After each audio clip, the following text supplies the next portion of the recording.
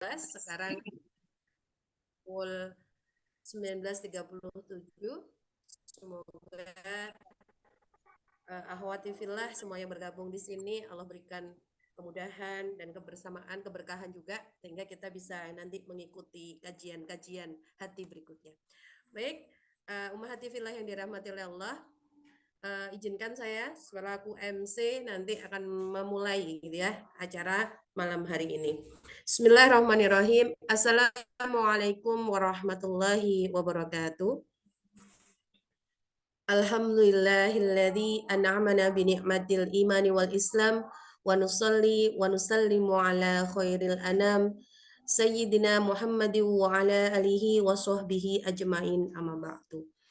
Alhamdulillah tsumma alhamdulillah, puji syukur kehadirat Allah yang telah mempertemukan kita dalam sebuah forum Rumah Parenting Kajian Hati ya, Rumah Parenting Indonesia, yang insya Allah ini sudah kali kedua. Tiada kekuatan kecuali Allah mudahkan hari ini. Semoga Allah selalu membimbing kita ke depannya. Amin amin ya robbal alamin. Salawat serta salam semoga tetap tertimbah kepada uswah hasanah kita, tauladan kita, Nabiullah Muhammad sallallahu alaihi wasallam.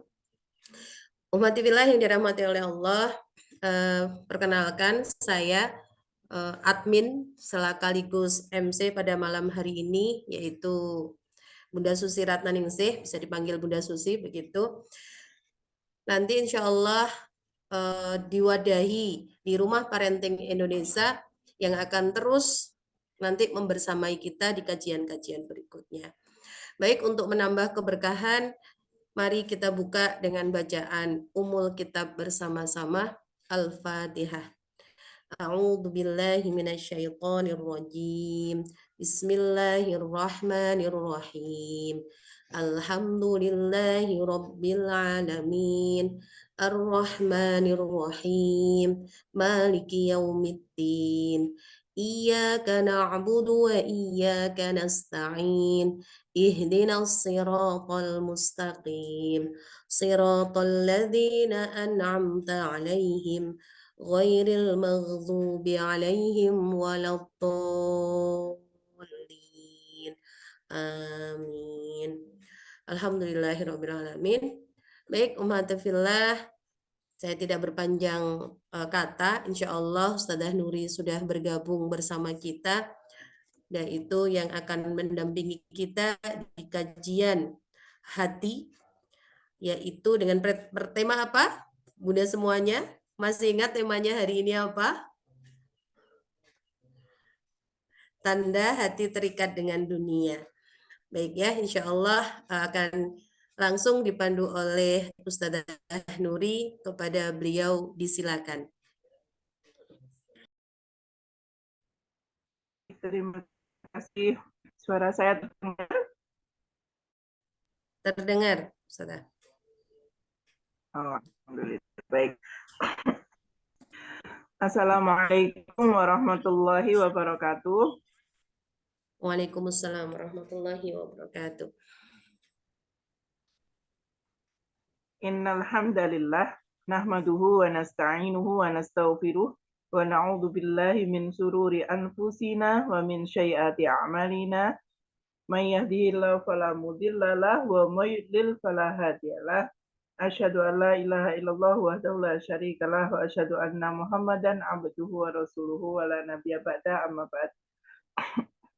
Alhamdulillah, segala puji mutlak milik Allah yang berkenan mempertemukan kita malam ini dalam keadaan yang sehat walafiat. Mudah-mudahan sehat badannya, sehat hatinya, sehat pikirannya. Amin. Selawat serta salam semoga senantiasa tercurah kepada Rasulullah Shallallahu Alaihi Wasallam. Baik, bunda-bunda yang saya cintai karena Allah, ini ada yang dari Madura, ada yang dari mana lagi nih, ada yang dari Blitar ya, dari mana-mana nih jauh-jauh, alhamdulillah ya.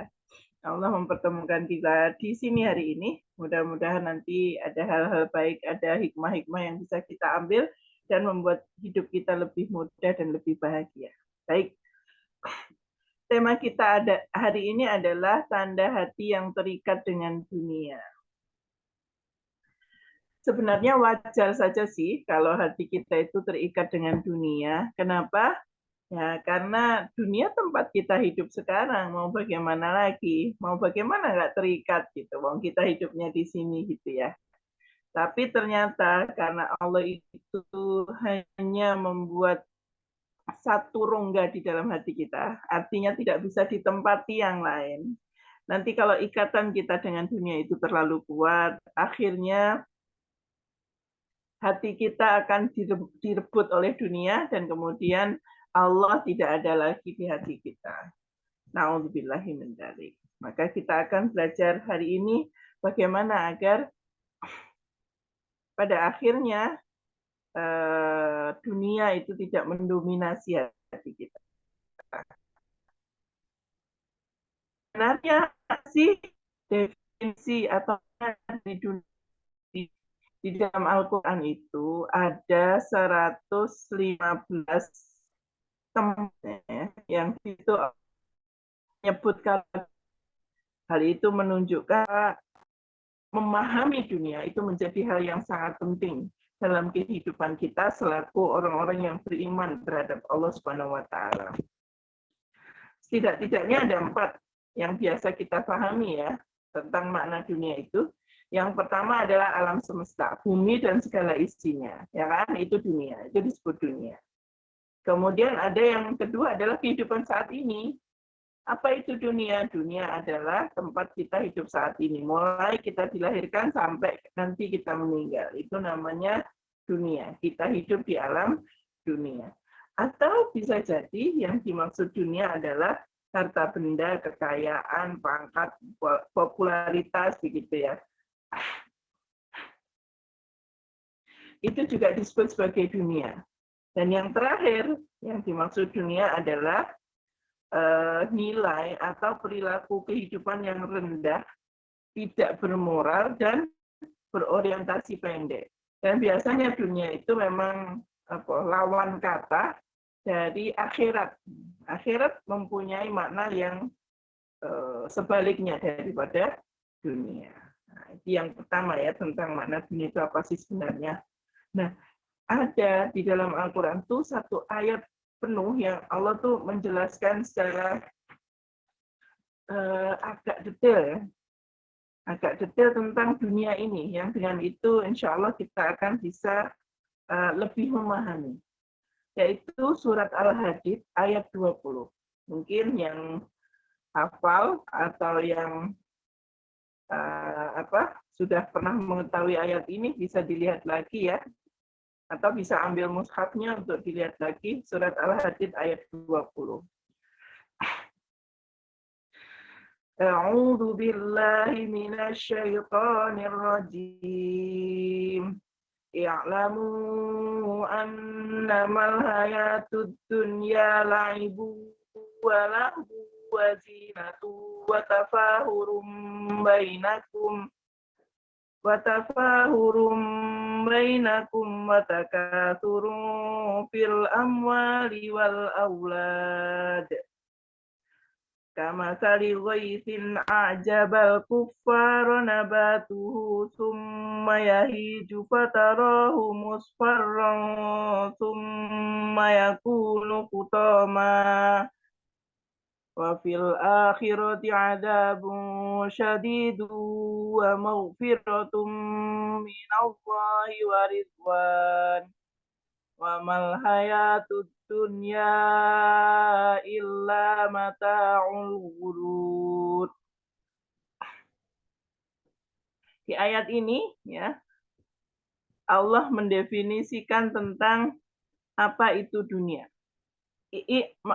I'lamu, ketahuilah, annamal hayatud dunya, sesungguhnya kehidupan dunia itu laibun, permainan, walahwun, senda gurau, wazinatun, perhiasan, watafahurum bainakum, berlomba-lomba di antara kalian, watakasurung fil amwali wal aulad, akeh-akehan, kekayaan dan banyak-banyakan kekayaan dan anak keturunan.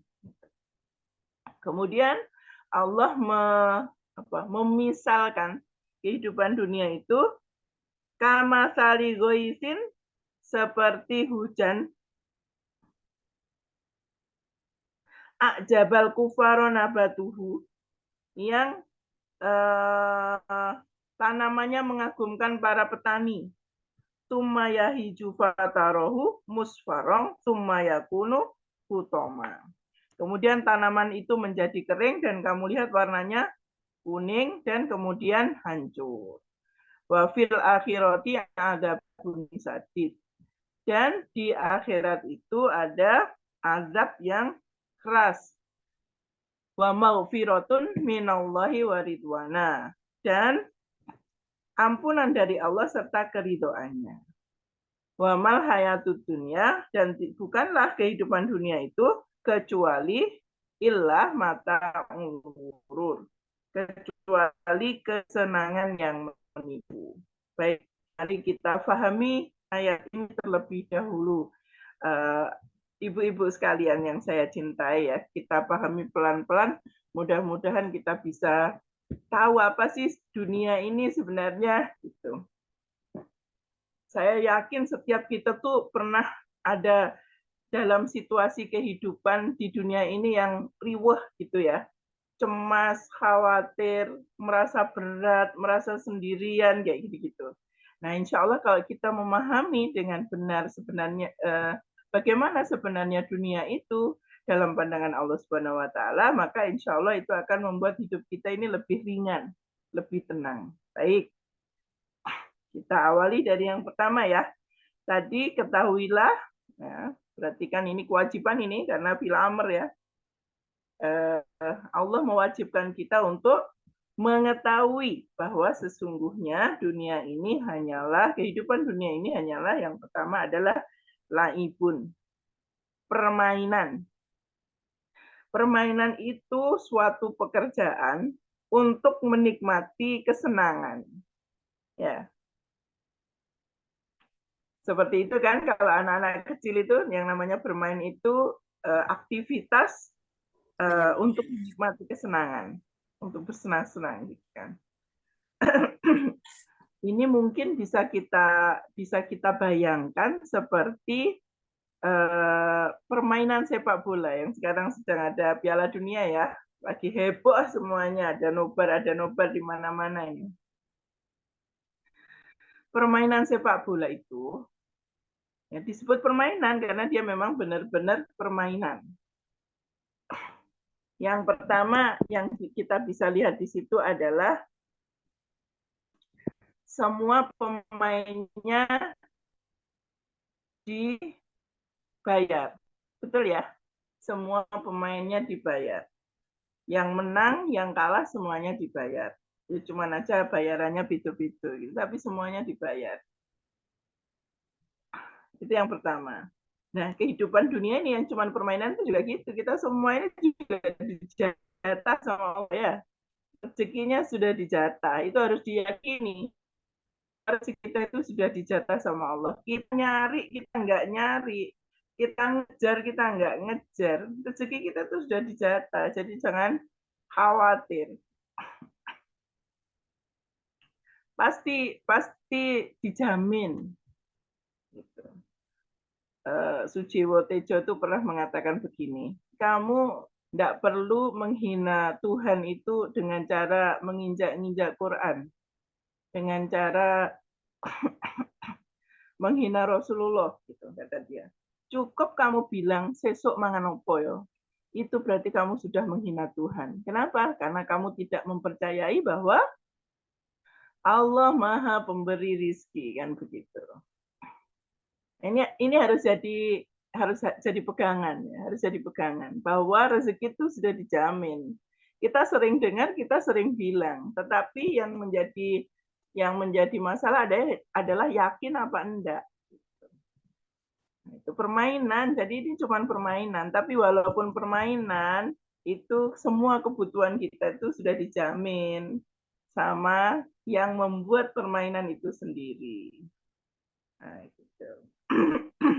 Di dalam permainan sepak bola, masing-masing orang mempunyai, masing-masing pemain mempunyai bidangnya sendiri-sendiri ya, bagiannya sendiri-sendiri. Ada yang jadi penyerang, ada yang menjadi penjaga gawang, ya kan, dan macam-macam. Nah, dalam kehidupan ini juga begitu kan kita masing-masing mempunyai profesinya sendiri-sendiri.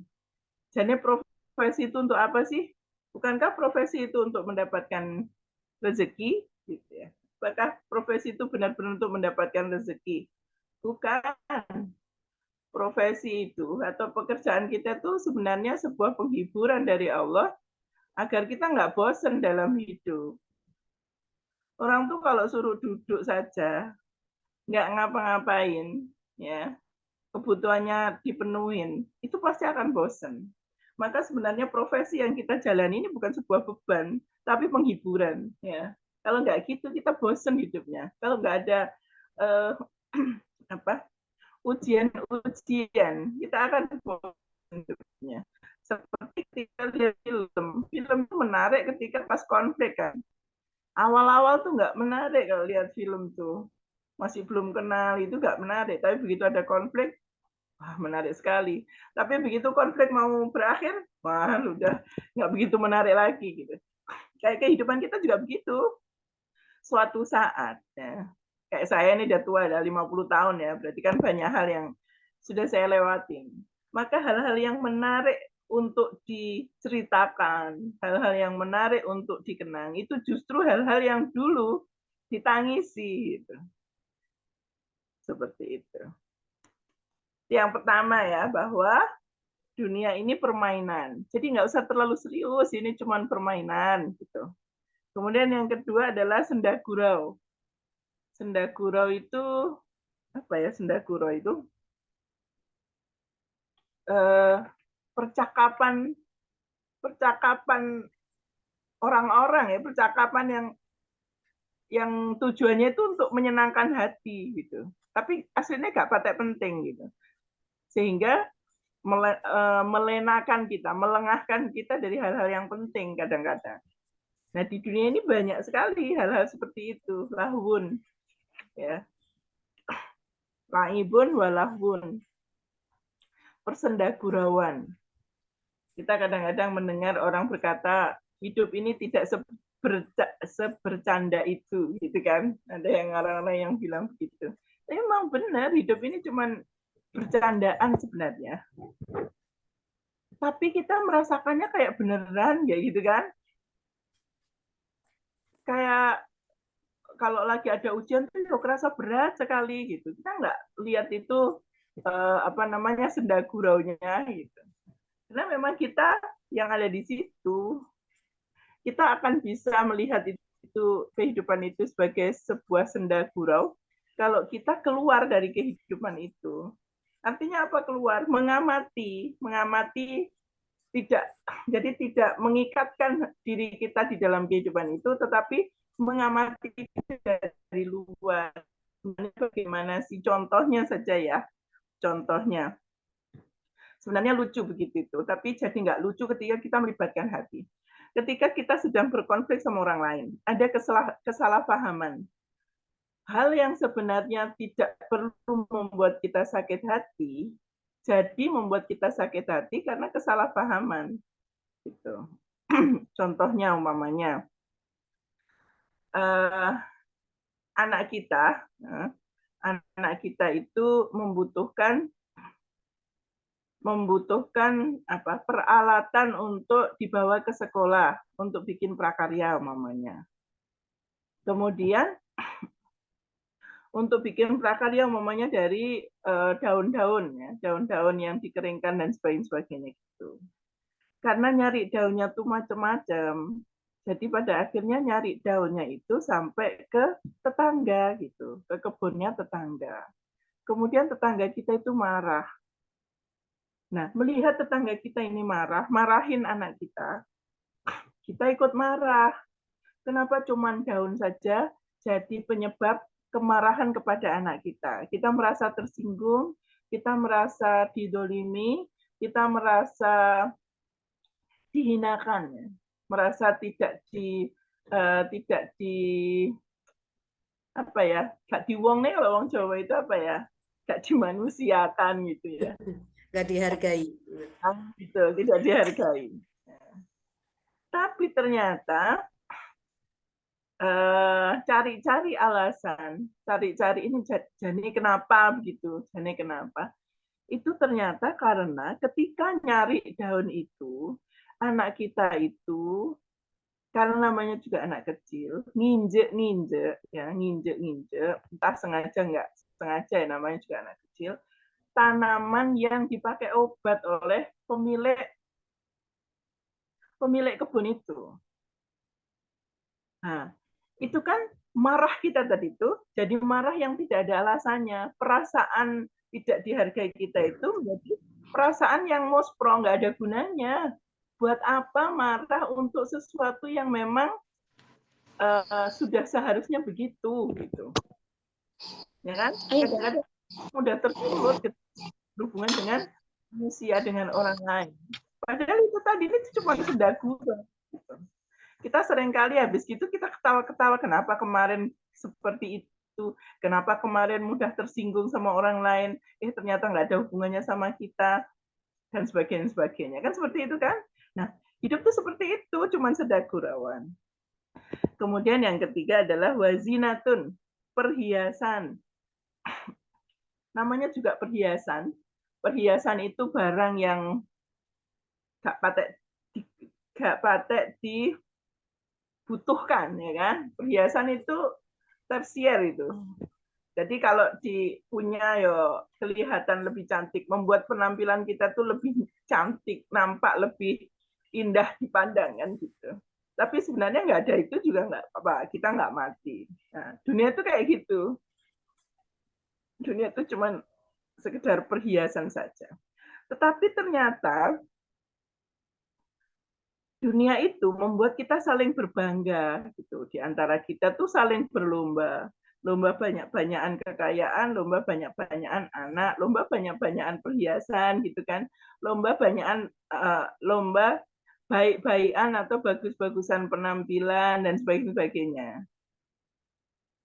Nah, posisi dunia yang seperti ini itu digambarkan oleh Allah di ayat ini seperti hujan, kemudian tanaman yang diguyur hujan terlihat sangat bagus, indah, hijau, menyenangkan, ya, menyejukkan pandangan mata, menakjubkan para petani, tapi kemudian ternyata besoknya menguning, kemudian kering dan menguning, kemudian hancur.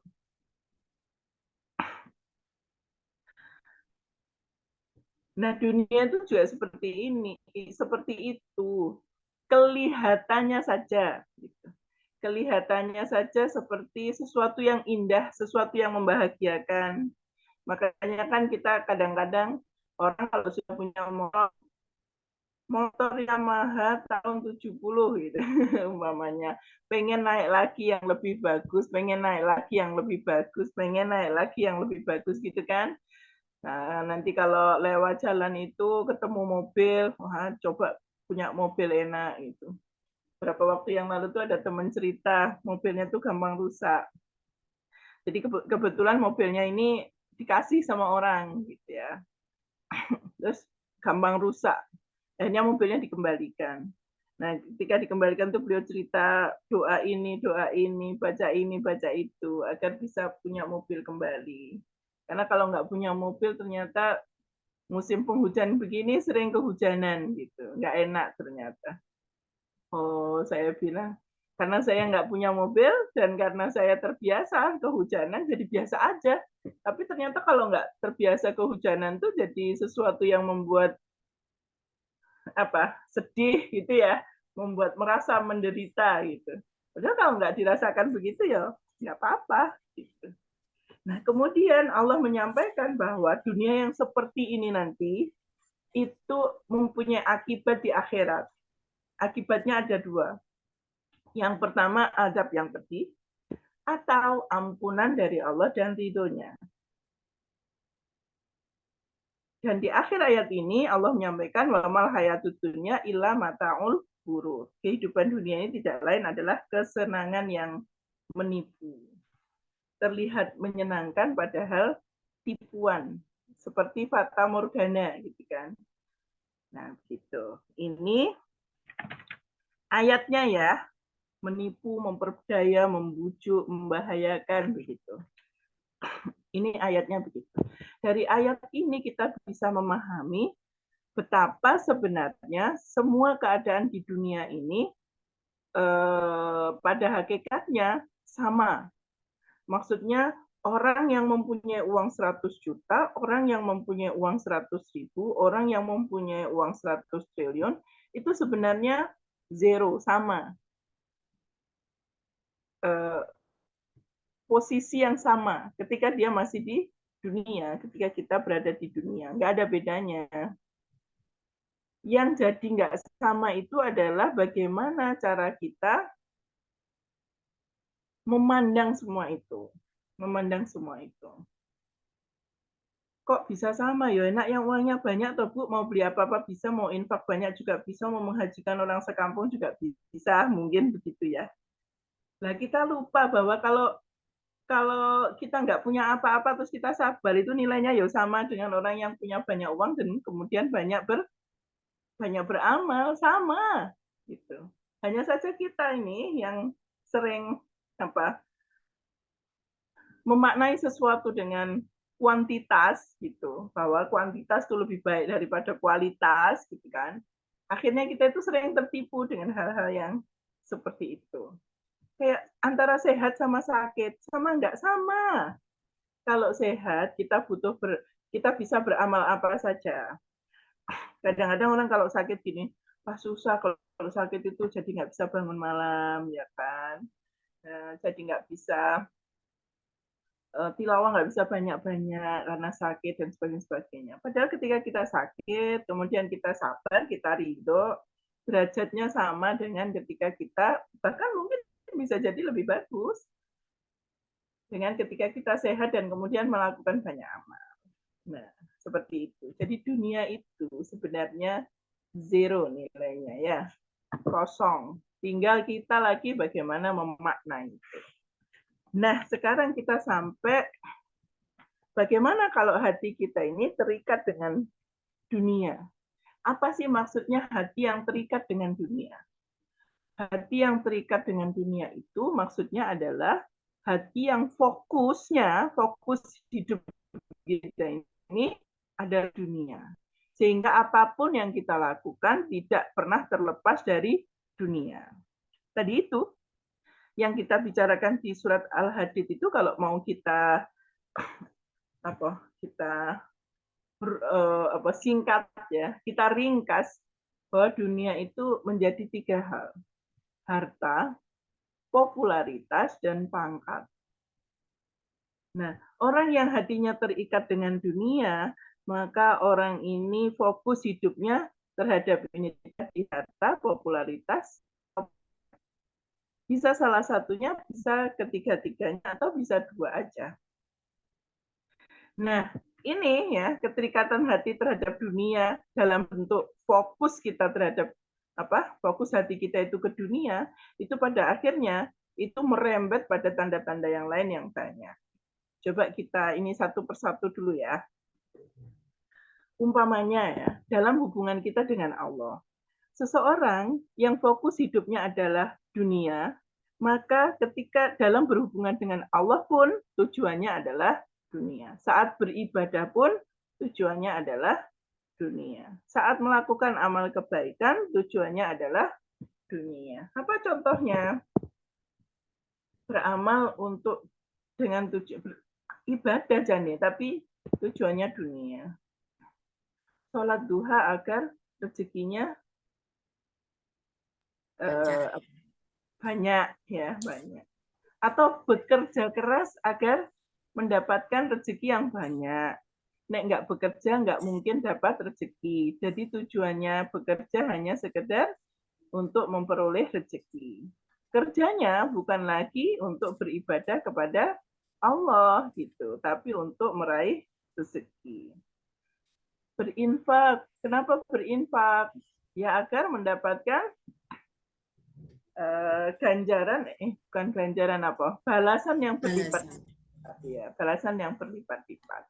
Itu artinya kita berhubungan dengan Allah sekedar itu. Sekedar itu.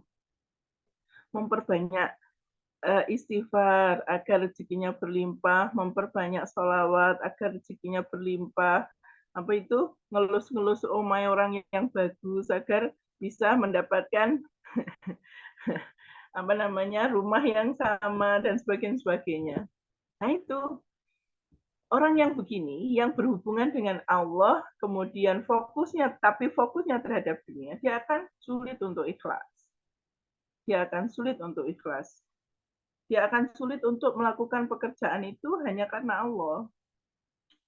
Nah, karena sulit untuk ikhlas, dia jadi umpamanya mudah mengharap balasan dari orang lain, mudah berharap kepada orang lain. Atau kalau nggak gitu, karena susah untuk ikhlas ya, susah untuk ikhlas, pada akhirnya Allah itu menjadi yang nomor sekian. Jadi ketika beribadah itu nggak ada Allah lagi. Sehingga ketika tujuannya nggak tercapai, tujuan duniawinya tidak tercapai, membuat dia menghentikan atau berputus asa terhadap Allah. Wes doa kayak gini, udah kayak gini, tapi ternyata nggak dipenuhin sama Allah, nggak dikabulkan sama Allah dan begitu. Akhirnya dia kecewa. Nah itu dalam hubungan kita sama Allah. Masuk lagi dengan masalah rezeki tadi itu. Kita jadi tidak yakin bahwa Allah tuh pemberi rizki. Kalau di surat Al-Quraisy ya, Al-Quraisy ya. Di akhirnya itu ada Allah menyebutkan mana awalnya itu Al-Quraisy. Lupa saya. A'udzubillahi minasyaitonirrajim. Bismillahirrahmanirrahim. Bi'ilafi Quraisy ilafihim rihlatas sita'i was-sayf. Falyabudu rabb hadzal bait alladzi at'amahum min ju' wa amanahum min khauf. Bahwa Allah itu memberikan makanan ketika kamu lapar dan memberikan keamanan ketika kamu takut, kan begitu. Nah, tapi ketika kita fokusnya ke dunia, susah kita untuk meyakini hal itu. Masa iya gitu? Masa iya orang yang umpamanya ya karena saking ketakutannya dengan keamanannya umpamanya uh, pasang CCTV, masih nyewa penjaga, masih ini gitu kan, masih banyak hal. Kenapa? Karena merasa kalau nggak ada itu nanti keamanannya terganggu. Ya kan? Tapi Rasulullah yang yakin dengan itu, dia bisa tidur di mana saja. Para sahabat bisa tidur di mana saja. Sampai membuat heran, sampai membuat takjub utusan Romawi ketika itu Umar bin Khattab ya tidur di bawah pohon kurma. Atau Rasulullah yang tidur di bawah pohon kemudian diacungi pedang oleh orang kafir. Dan kemudian ketika ditanya siapa yang menolongmu, Rasulullah menjawab Allah, dan kemudian pedangnya jatuh. Dan ketika Rasulullah mengangkat pedangnya dan kemudian menghunuskan ke orang itu dan ditanya siapa yang menolongmu, dia nggak bisa jawab. Sehingga akhirnya dia masuk Islam. Nah ini perbedaan yang nyata antara orang yang beriman dan orang yang tidak beriman. Antara orang yang fokus hatinya terhadap Allah dan orang yang fokus hatinya tidak terhadap Allah. Itu yang pertama ya. Jadi begitu, ketika hubungan kita sama Allah tuh cuman hubungan transaksi saja, ya, perjualbelian, tetapi perjualbeliannya tuh dunia gitu. Akhirnya seperti itu. Akhirnya rajin ibadah ketika anaknya ujian. Ya, kalau anaknya ujian, sholat, malamnya mempeng, puasanya mempeng, gitu ya. Doakan agar ujiannya bisa lulus dengan baik gitu umpamanya. Jadi seperti itu, susah tulus ya, susah tulus. Hubungan dengan manusia juga seperti itu. Orang yang fokus terhadap dunia, ya, dia akan mudah iri kepada orang lain. Ya, susah tulus itu tadi, nggak tulus sama orang lain, susah iri, mudah iri terhadap orang lain. Kemudian dia juga mudah hidupnya itu hanya tergantung dengan pertanyaan begini, kira-kira menurut pandangan orang lain bagaimana ya? Gitu. Kira-kira menurut pandangan orang lain kalau aku begini bagaimana? Kalau aku bikin status begini, like-nya berapa ya? Sehingga itu membuat, karena tergantung dengan itu, hidup kita jadi sangat susah. Hidup kita jadi sangat susah. Ada anak saya ya di RQ itu, anak saya di RQ itu ada salah satunya itu autis. Karena dia autis kan susah untuk mengendalikan diri. Jadi kadang-kadang apa yang dibicarakan sejak pagi ya itu saja yang dia katakan diulang-ulang. Kalau dia sudah ngatain teman ya ngatain terus. Kamu miskin gitu mamanya ya. Kata-katanya begitu, kamu miskin, kamu bodoh, kamu jelek kayak gitu-gitu. Ada 2 anak itu mempunyai reaksi yang sangat berbeda, dengan usia yang sama tapi reaksinya berbeda. Anak yang pertama itu sangat marah dia ketika ketika diolok-olok gitu ya, sangat marah dia. Kita sudah kasih pengertian bahwa ini itu ada masalah, ada penyakit di otaknya dan sebagainya, dia susah terima. Saya bilang, hati itu seperti ruangan yang uh, hati itu bisa menjadi dua hal gitu ya. Dia ruangan yang luas dengan ventilasi yang banyak, atau dia menjadi ruangan yang sangat sempit tanpa ventilasi. Apa maksudnya?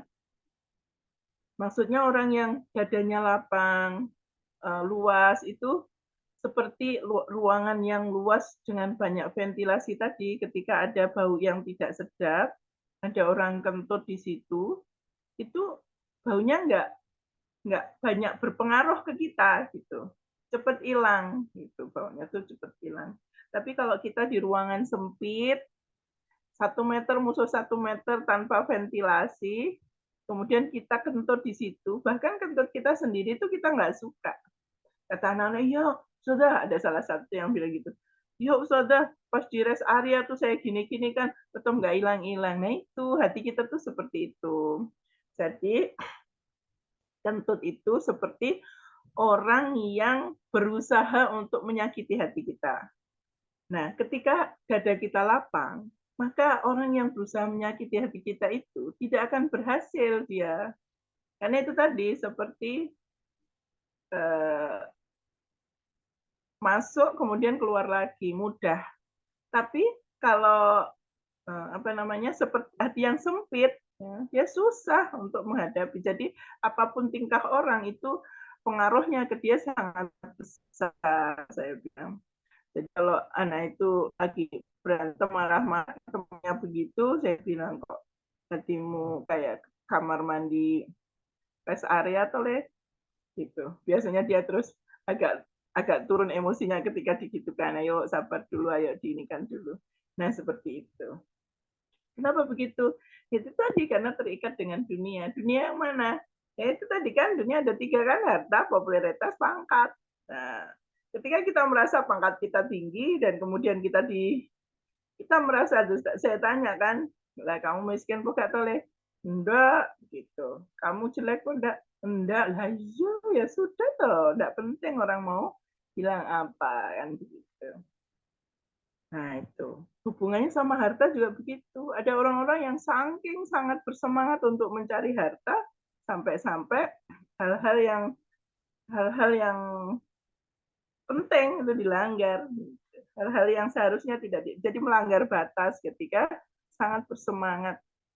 Saya tuh akhir-akhir ini tuh tambah lama ya, saya berusaha untuk bukan berusaha sebenarnya, itu kemudahan aja dari Allah untuk lebih santai menghadapi hidup. Kadang besok tanggal 1 itu kan waktunya bayar-bayar ya, bayar SPP, kirim uang saku gitu kan. Nah itu kadang-kadang kan saya sudah resah dan gelisah gitu. Sekarang saya ini kan, belum tanggal 10. Nanti batasnya tanggal 10 kan. Udahlah, nanti mesti ada. Dan ternyata memang mesti ada. Nggak mungkin nggak ada. Saya resah, saya nggak resah, tetap ada. Terus apa gunanya kita resah kan pada akhirnya? Keresahan itu karena itu tadi fokus terhadap dunia hati kita itu. Nah, seperti itu. Itu hubungan kita dengan manusia. Jadi pada akhirnya itu melahirkan apa? Banyak sekali penyakit-penyakit hati gitu. Ketika fokus kita ini tertuju kepada dunia, kita jadi mudah iri, kita jadi mudah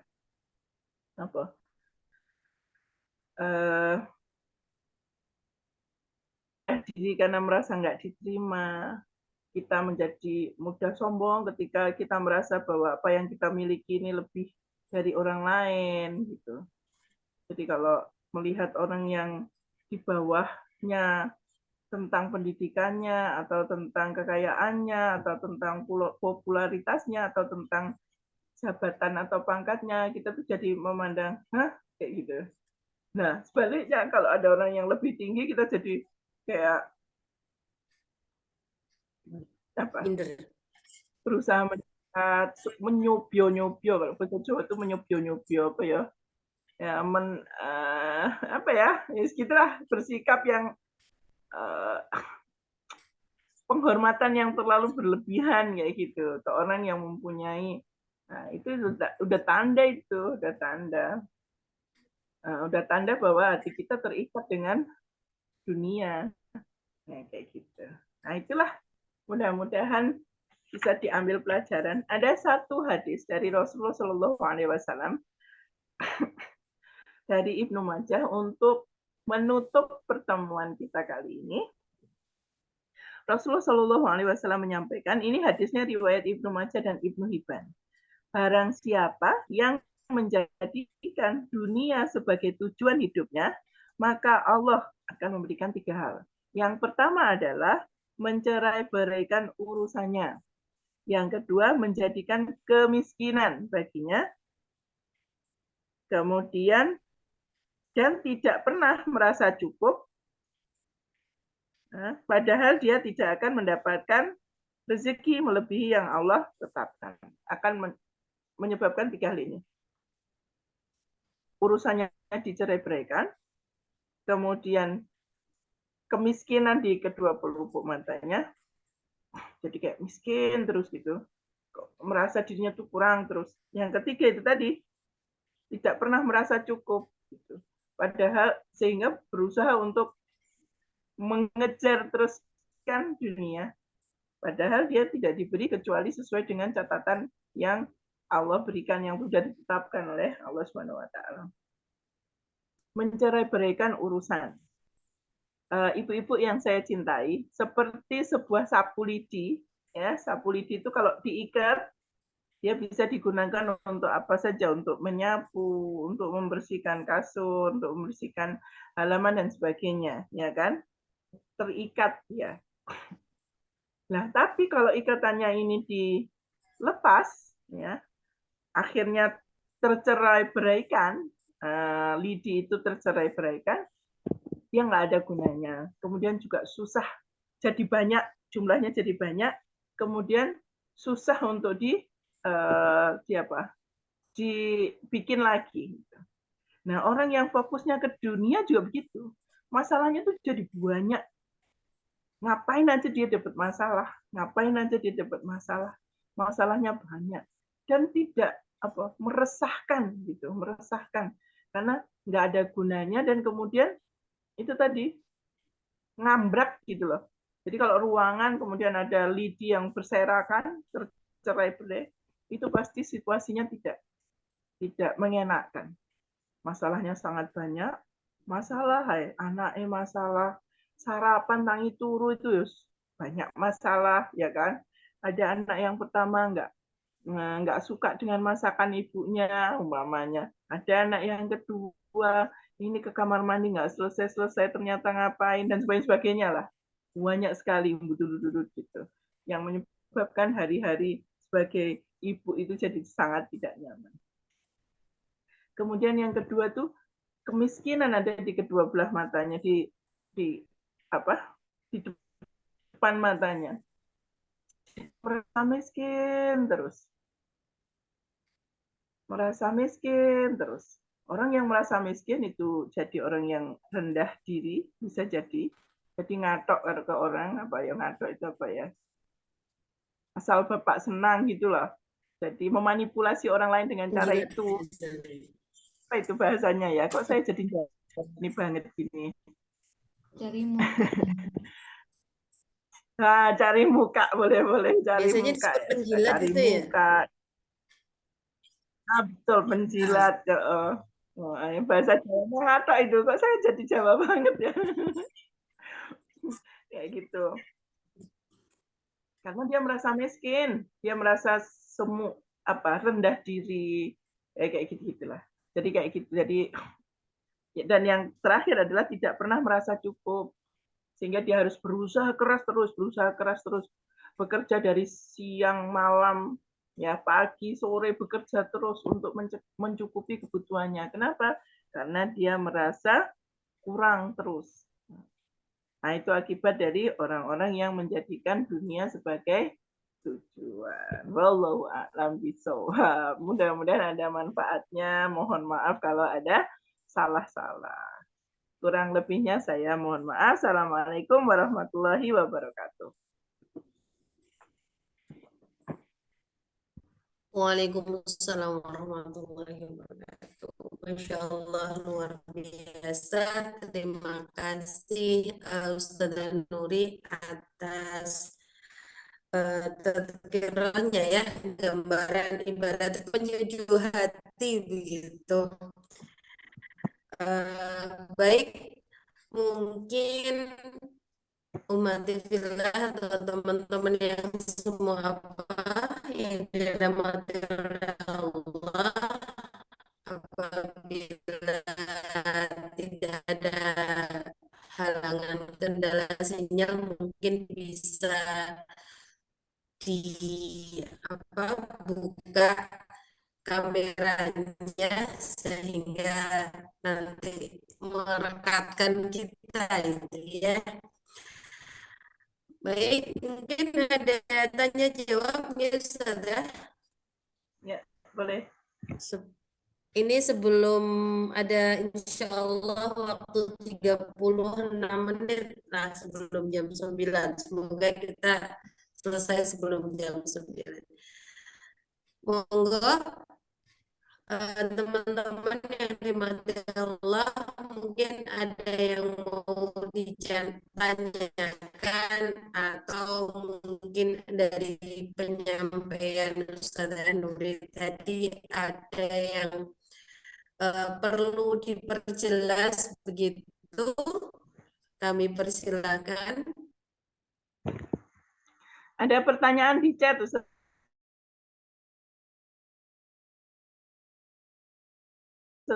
Kayaknya ada yang di chat, ada pertanyaan ya.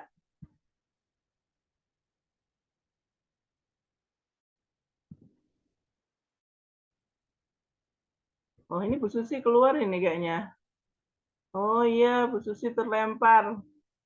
Baik, saya bacakan pertanyaannya ya. Pertanyaannya adalah, bagaimana meningkatkan bahwa dunia hanya perhiasan dan wow. Tadi di ayat 20, Allah mengawali ayat itu dengan i'lamu. I'lam ya. Iya, i'lamu. Ketahuilah. Berarti kita harus tentang itu. Nah, perintahnya adalah ketahuilah. Jadi kita harus mencari ilmu tentang itu. Seseorang itu keyakinannya akan semakin menguat ketika pengetahuannya bertambah, pemahamannya bertambah. Begitu juga tentang dunia ini, bagaimana menambah keyakinan bahwa dunia ini hanya senda gurau dan permainan dan senda gurau gitu. yang kita rasakan loh sepertinya kayak beneran. Kok kita takut ya, takut beneran, kayak khawatir. Tapi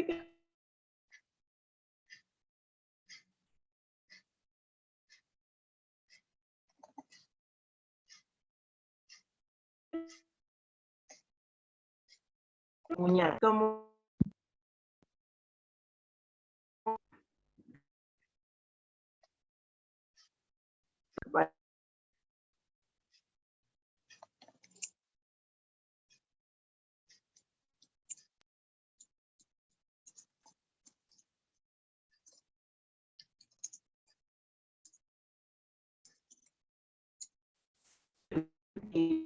kepada orang-orang sekarang ya, itu mencari ilmunya. Kemudian juga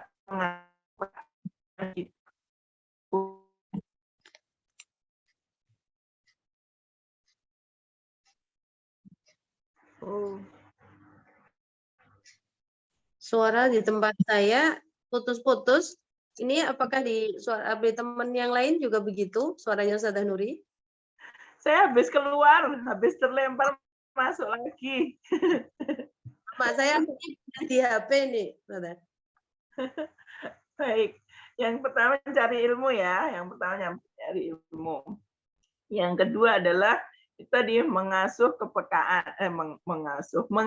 kepekaan hati kita agar kita lebih mudah untuk mendapatkan pelajaran dari Allah dari peristiwa-peristiwa yang terjadi di sekeliling kita. Jadi yang pertama belajar secara akliyah melalui buku-buku, melalui sarana prasarana yang harus kita pelajari, mempelajari Al-Qur'an dan sebagainya. Yang kedua adalah itu tadi, menurut saya mengasah kepekaan hati kita. Dengan cara apa? Dengan cara membersihkan hati terus-menerus. Bagaimana cara membersihkan hati? Nah, itu nanti ada pembahasannya sendiri ya. Jadi keyakinan kita terhadap Allah itu memang yang pertama anugerah. Ya. Hidayah itu anugerah. Tapi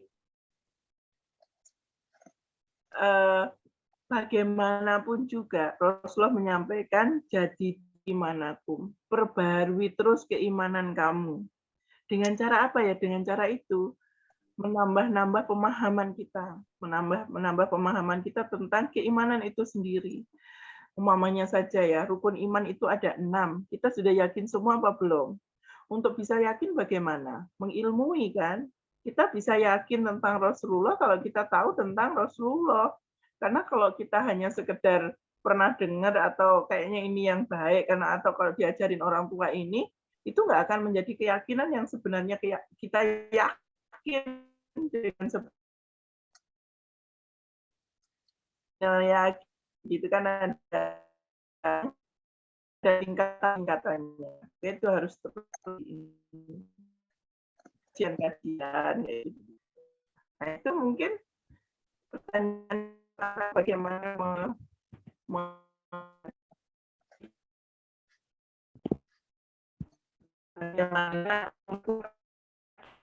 kayak kita ada ya, keyakinan kita kepada seseorang itu bisa bertambah berdasarkan pengetahuan kita tentang dia. Kalau ada orang baik, kita nggak mungkin langsung percaya kalau dibilangi orang itu orang baik. Menurut dia belum tentu kalau kita memang nggak tahu tentang kebaikannya. Maka kita akan nanya ke orang itu apa kebaikannya. Kan begitu. Sehingga sampai-sampai Rasulullah itu terkenal dengan julukan Al-Amin. Kenapa? Karena semua orang Mekah mengetahui bahwa beliau memang benar-benar bisa dipercaya. Itulah insya Allah begitu. Ya. Baik.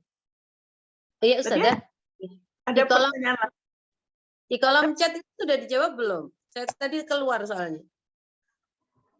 Ini yang dijawab yang pertanyaan pertama. Tadi kayaknya ada Mbak Eva, tapi habis itu saya keluar, jadi saya nggak ada ininya, nggak ada. Oh, baik. Saya bacakan, Ustazah. Baik.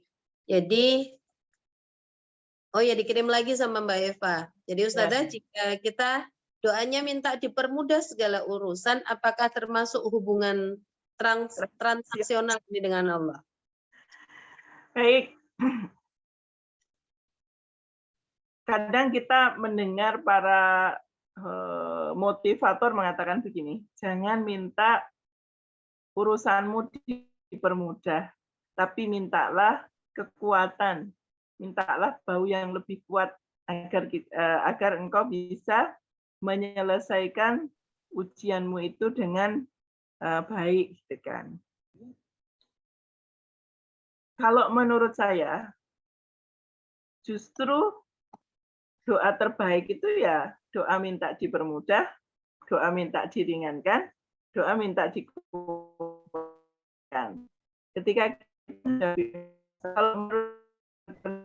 rasional, jadi kalau siapa namanya Ibnu Athaillah As-Sakandari ya, yang mengarang kitab